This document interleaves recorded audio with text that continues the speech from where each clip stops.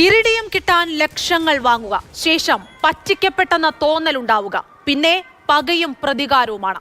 കാറിൽ കയറ്റി മർദ്ദിച്ച് അവശനാക്കുക, മരണത്തോടടുത്തെന്ന് ഉറപ്പാക്കിയപ്പോൾ ആംബുലൻസ് വിളിച്ച് അപകട മരണമെന്ന് തെറ്റിദ്ധരിപ്പിക്കുക. പക്ഷേ അപകട മരണം കൊലപാതകമെന്ന് മനസ്സിലാക്കാൻ പോലീസിന് അധിക സമയം വേണ്ടി വന്നില്ല. കോയമ്പത്തൂർ മേട്ടുപ്പാളയം സ്വദേശി അരുണിന്റെ കൊലപാതകത്തിൽ 4 പേർക്കായി പോലീസ് തിരച്ചിൽ തുടരുകയാണ്.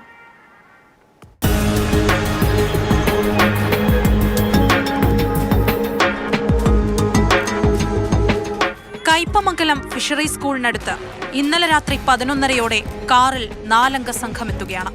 അപകടത്തിൽ പരിക്കുപറ്റിയെന്ന് പറഞ്ഞ് ആംബുലൻസ് വിളിച്ചു വരുത്തി മേട്ടുപ്പാളയം സ്വദേശി അരുണിനെ ആശുപത്രിയിലേക്ക് അയക്കുന്നു. ആശുപത്രിയിലേക്ക് ആംബുലൻസിന് പിന്നാലെ എത്താമെന്ന് പറഞ്ഞവർ കടന്നുകളഞ്ഞു. ആശുപത്രിയിലെത്തുമ്പോഴേക്കും അരുണിന്റെ മരണം സ്ഥിരീകരിച്ചു.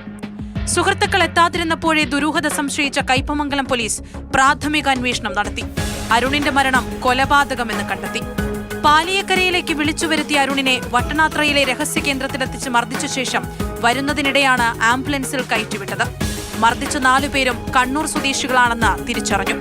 കണ്ണൂരിലെത്തിയ കയ്പമംഗലം പോലീസ് 4 പേർക്കുമായുള്ള അന്വേഷണം ഊർജിതമാക്കി വരികയാണ്.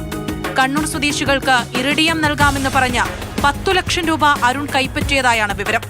അരുണിനോടൊപ്പം മറ്റൊരു സുഹൃത്തുകൂടി ഉണ്ടായിരുന്നു. ഇയാൾക്കും 4 അംഗ സംഘത്തിന്റെ മർദ്ദനമേറ്റു. മെഡിക്കൽ കോളേജിൽ ചികിത്സ തേടിയ ഇയാളെ കയ്പമംഗലം പോലീസ് കസ്റ്റഡിയിലെടുത്തിട്ടുണ്ട്.